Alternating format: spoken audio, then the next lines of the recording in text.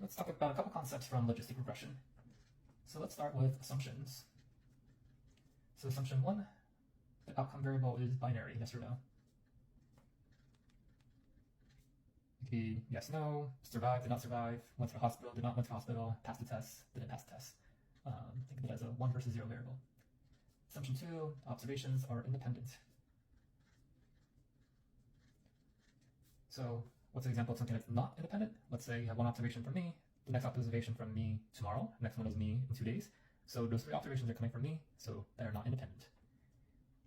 Assumption 3, let's say large enough sample.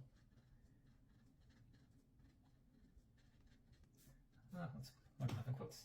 Assumption 4, no, let's say extreme outliers. So what does a logistic model look like? Let's have an example where we look at blood pressure. Let's say it goes from 80, 120, 160, and let's say whether they were hospitalized. So yes, no. And then let's say we have some data. Person with blood pressure of 80, this person was not hospitalized, not hospitalized, not hospitalized, let's say hospitalized, hospitalized, not, let's say someone over here also wasn't hospitalized. Again, some more data, folks in a high blood pressure, hospitalized,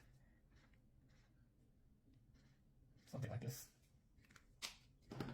And then when we fit our logistic regression model, it'll look something like this, almost like an S-curve, symmetrical around the middle, where it corresponds to the probability of being hospitalized for given blood pressures.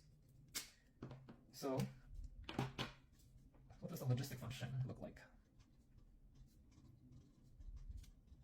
Logistic function is trying to predict the probability, and it's 1 divided by 1 plus e to negative, let's say, if you had one predictor, intercept plus our coefficient times blood pressure in our scenario. So what are you going to see in the results of logistic regression?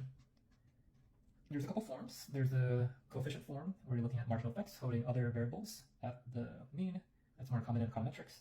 Those that are coming from more machine learning background, you're probably going to encounter, say, the log odds ratio, or in this case, let's just talk about odds ratio form,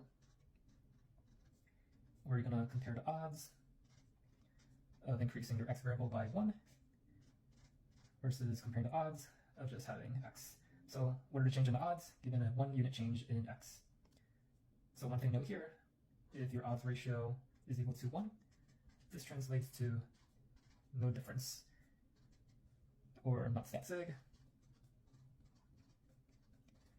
Versus in a traditional regression, linear regression model, if your coefficient is 0, then you say, hey, it's not stat sig, there's no difference. Here in odds ratio form, if the odds ratio is 1, then you might say, hey, there's no difference and it's not stat sig.